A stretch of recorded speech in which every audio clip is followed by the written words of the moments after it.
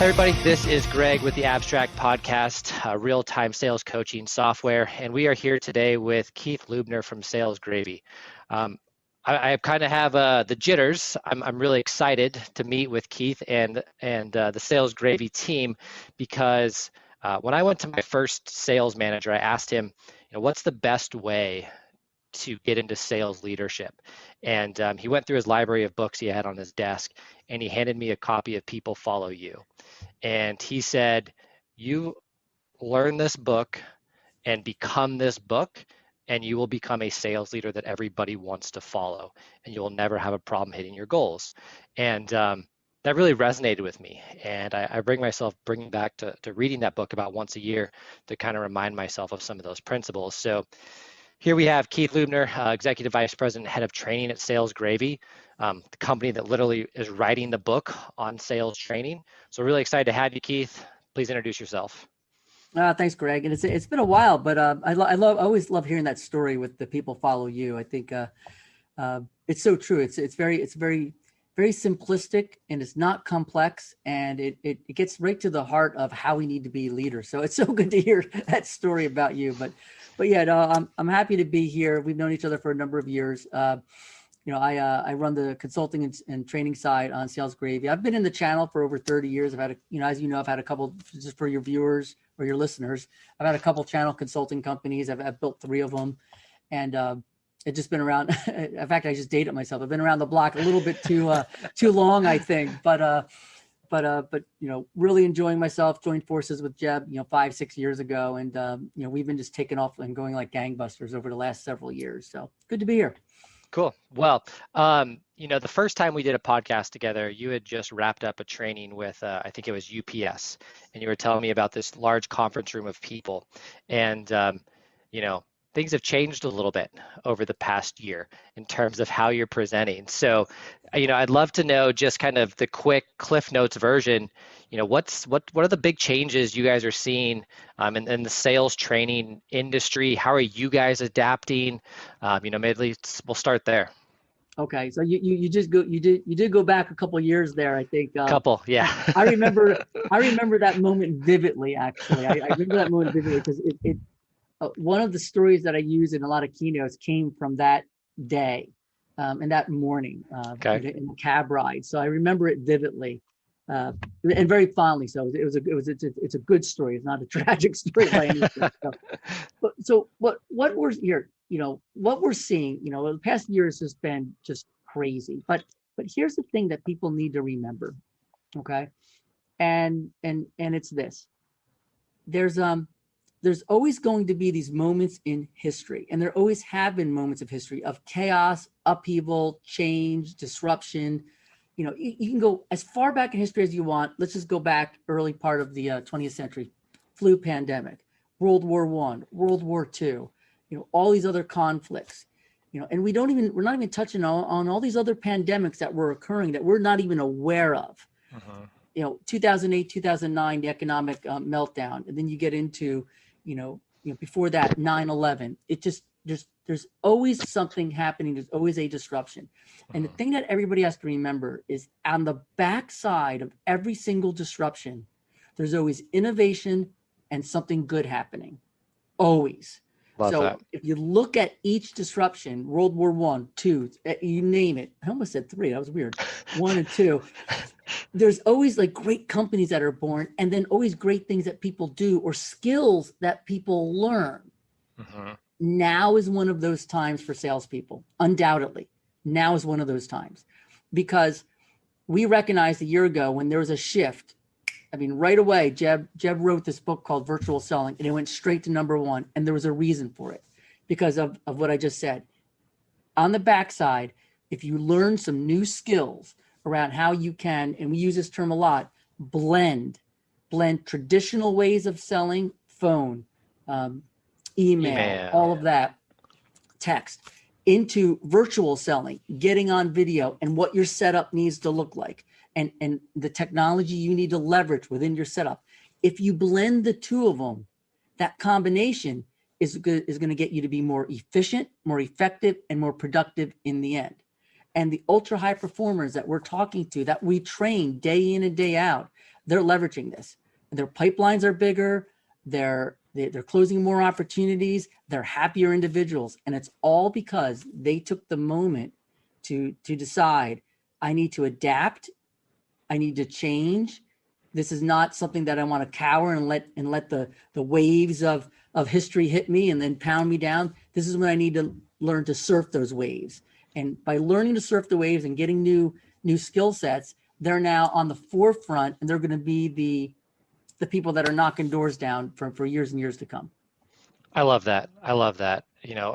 Through diamonds are forged through pressure, right? So kind of the times we're in are forcing change, and people that adapt and overcome that change come out on top. And I think that's a great reminder that through every one of these kind of bad periods of recent human history, there have been positive things that come out of that, and focusing on that, I think, is a good reminder for us all to kind of have some good takeaways over the past year. Yeah. So let's dive into that a little bit. So over the past year, you guys have adapted your sales training model. I'd love to know, what's the number one topic that keeps coming up that you guys keep kind of coming back to and keep helping companies with? What does that seem to be? Okay. Well, there's a couple of them. Obviously pipeline is one. Like Keith, I get this question all the time. How can I get better at prospecting, developing business, increasing my pipeline? But we also get the question of, a lot of people struggle around that, but we get the question of, and we got it last March. We got it last March when, I remember this, I got off the plane on March 15th. It was the last flight I took in 2020. And I had flown those first 3 months. I had flown probably 25,000 miles those first 3 months. So I got off the plane on March 15th, and my phone that week was just ringing off the hook. Now, we saw the pandemic coming, but we didn't see it coming as dramatically as so. We didn't see like the rush on toilet paper. We didn't see things like that, right? And we didn't see the dramatic effects of the mask and all of that. We thought, it's something, what's going to happen, but we didn't think how disruptive it would be. So my phone was ringing off the hook. Jeb's phone was ringing off the hook, as you can imagine, same with some other folks. And we were getting the same question. Keith, what do I do now? How do I do it? Should I prospect? And will I turn people off if I do prospect? I'm a senior salesperson. How do I now exist? Because being a senior salesperson, and people were saying this, I was brilliant. They would say, I was brilliant in person. Now I got to move into this virtual world. I don't know what to do. Yeah. They were brilliant in person because they were brilliant at connecting to people. So at the core level, we still have to connect to people, no matter what technology we have out there is doing. We still have to connect to people. We still have to connect on an emotional level, because at the end of the day, people buy from people. It's an emotional connection you have with people. So they were struggling with, how do I do that more effectively as it relates to everything in the sales process? Prospecting, running through to negotiation, how do I conduct an effective meeting? Everything. They were all now confused. How do I do this now as it relates to this world?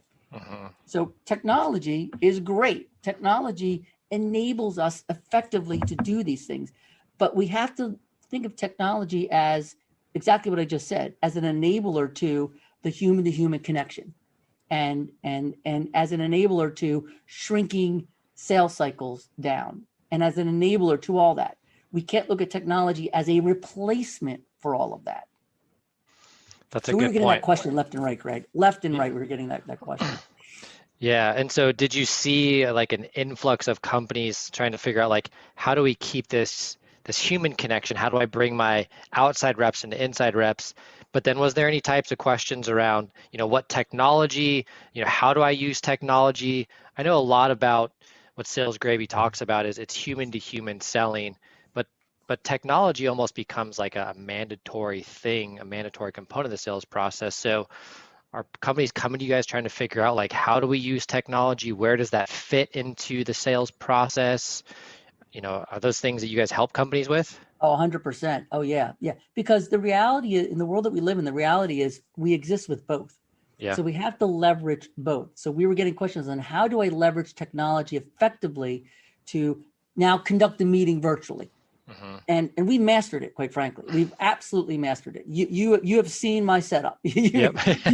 We have mastered it. We have mastered how do you engage with people effectively? How do you break the patterns that they're used to? Because here's the reality. People are stuck because they're experiencing bad virtual meetings. Just Yeah. god awful bad meetings. And now the experience on the other end with the person that they're having the meetings with is not a good experience.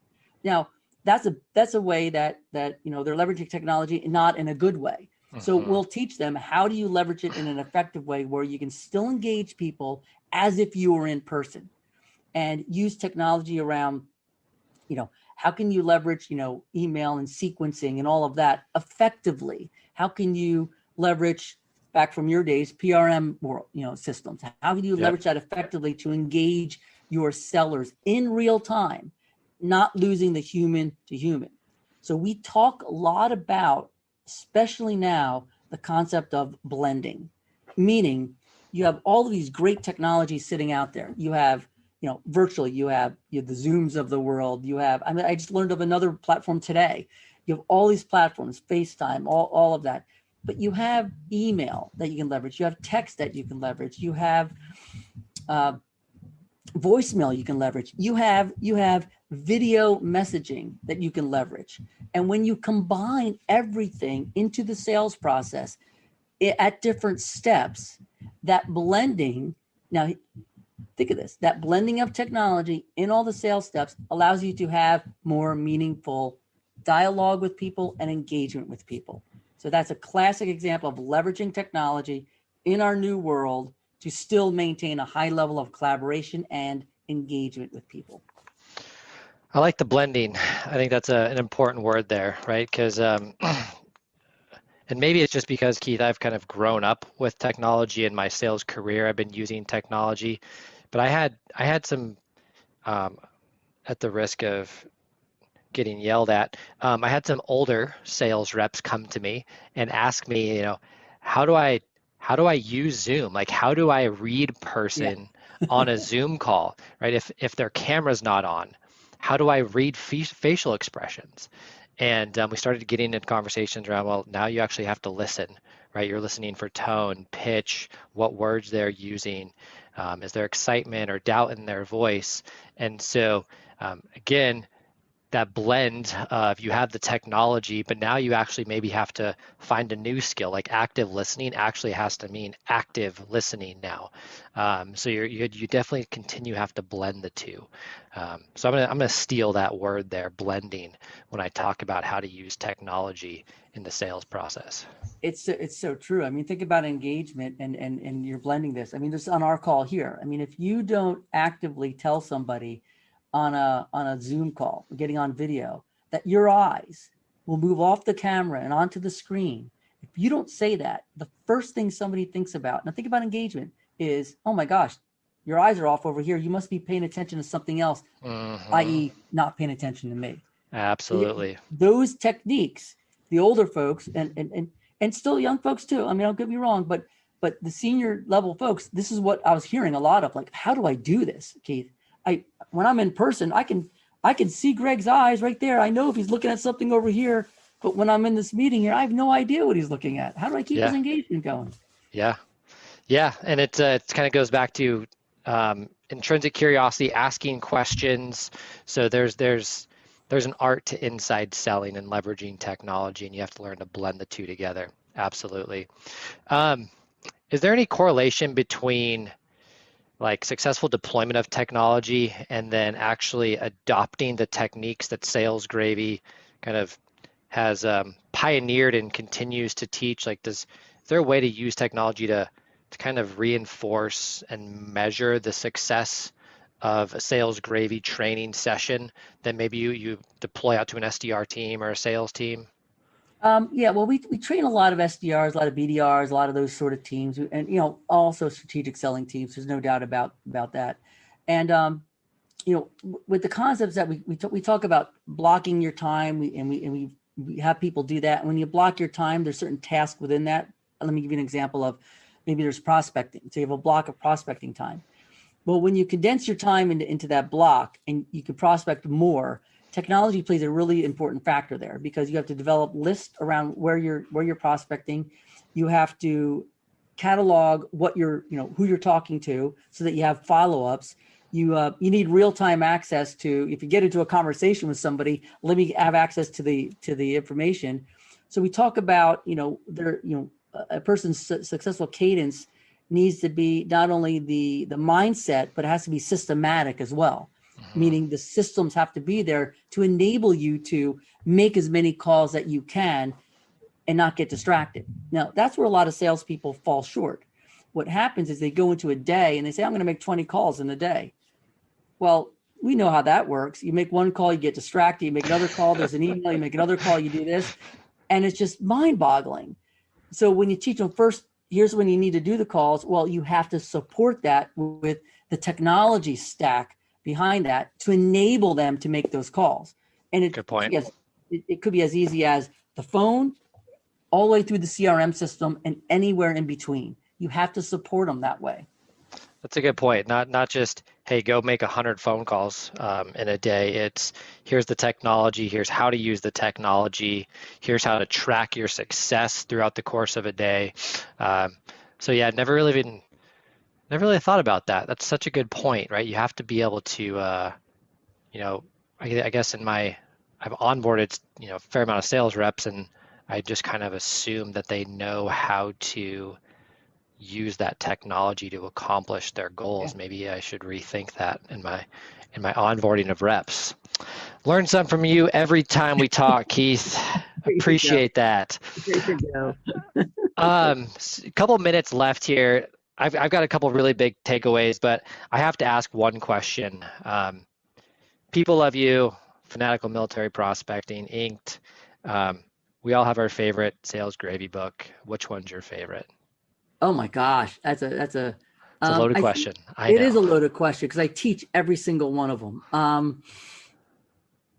Sales EQ is a really good one because that is that encompasses, that's like the rocket fuel on top of everything. It's there's some such important connection elements in that book, and it's applied to every single other book, by the way. So it's really good. Fanatical Prospecting is fantastic because it's no BS. Just here's what you need to do, right? Yeah. Boom. Here's how you need to do it. Sales EQ is very interesting because it touches on the 5 magical questions that people think about all the time. And when you truly align to that, everything else comes into play. Everything else comes into play. That's a good point. That's like your foundation, right? That's the foundation you build the house on, that emotional intelligence to know how to prospect and how to read a response or how to read someone on a call. So I go back and forth between sales EQ and people follow you in terms of my two favorite books. Yeah, I mean, I train on all of them. I mean, virtual selling is neat because it's just it's so new and everything. But yeah, sales EQ, we even apply that into virtual selling. I mean, when you're in a virtual meeting, you have to answer those 5 questions in the virtual meeting. So that aligns you to asking questions, letting people talk, doing active listening. But it all starts with those 5 questions. It's a good point. Good point. I love it. Well, I have a couple really big takeaways from our time together, Keith. First one, really going back to the beginning of our conversation around this adapting and overcoming through challenging times, and the winners, quote unquote, are going to be the people that have embraced technology, embraced a remote environment, have been tested through the pressure of learning how to sell in this environment, and have come out on top. So I really think that's a good reminder that through tough times, there can be opportunity if you're willing to kind of pick your head up and see what the future holds. So I really like that. And then blending of technology. So I've always used the word integration of technology, but I really like the word blending more because I think blending in my mind means that there's opportunity to kind of weave back and forth, as opposed to just maybe bidirectional, which kind of means integrated. I really think a blended approach of kind of moving in and out of technology and human experience and emotion really is a better way of looking at it. And so those companies that embrace a world where technology is blended into the buying and selling experience, I think really will be the winners throughout all this. Yeah, So I really some good key takeaways here, some things that I'm personally going to change about how I'm doing some stuff. And yeah, again, thank you for your time. Um, for anybody who wants to learn more about Sales Gravy, get in touch with you guys. What's the best way to get in touch with you, Keith, and the Sales Gravy team? sure, sure. So, I mean, obviously, you can follow us um, on LinkedIn and all that. We have a page up there and all. Go to salesgravy.com, subscribe to our blog. We're always releasing new content every single day. Even connect with me and some of my colleagues. Kay Lubner, I'm on LinkedIn, and you'll see everything that we post and put up there. Cool. It's pretty extraordinary the amount of content that we have flowing right now. I can't even keep up with it all. So It's a lot. it's a lot. It's a lot. Well, I appreciate your time and thank you for sharing some nuggets of wisdom with us today. Greg, it's been awesome. Thank you for having me, and good luck with everything. Thanks. Cool. Thanks. Bye.